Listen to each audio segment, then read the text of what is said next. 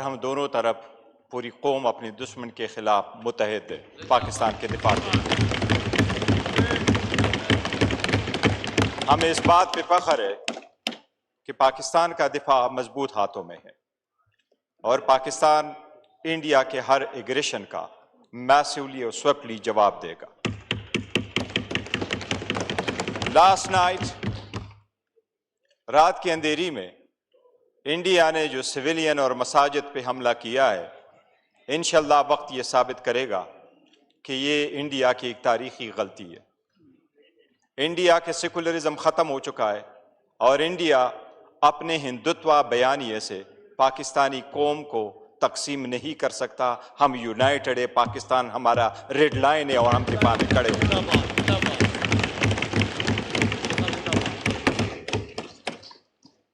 जनाब स्पीकर, इस बात पे हर पाकिस्तानी फख्र महसूस करता है कि विद इन आवर्स वो इंडिया जो अपने आप को एक बड़ा पावर समझता रहा, विद इन आवर्स पाकिस्तान के एयरफोर्स ने 5 जहाज उनके गिराए। हम पूरे कौम को इस बात पे मुबारकबाद देते हैं। जनाब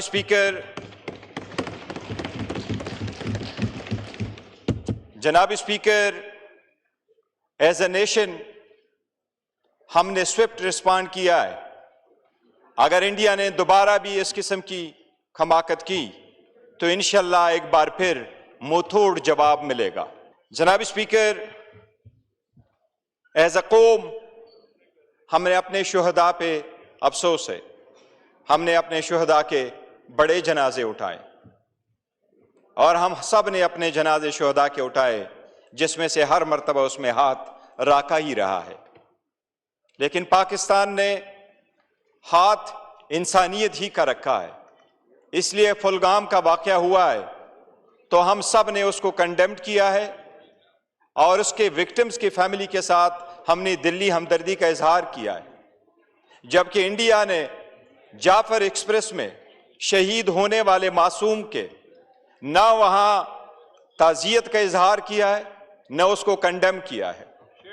पाकिस्तान की ख्वाहिश ये हरगिज नहीं है, न कभी होगी कि एग्रेसर रहे, लेकिन पाकिस्तान अपना दिफा का हक रखता है और अल्हम्दुलिल्लाह पाकिस्तान अपने दिफा का भरपूर सलाहियत रखता है। इंशाअल्लाह ताला हर मौम के खिलाफ होगा।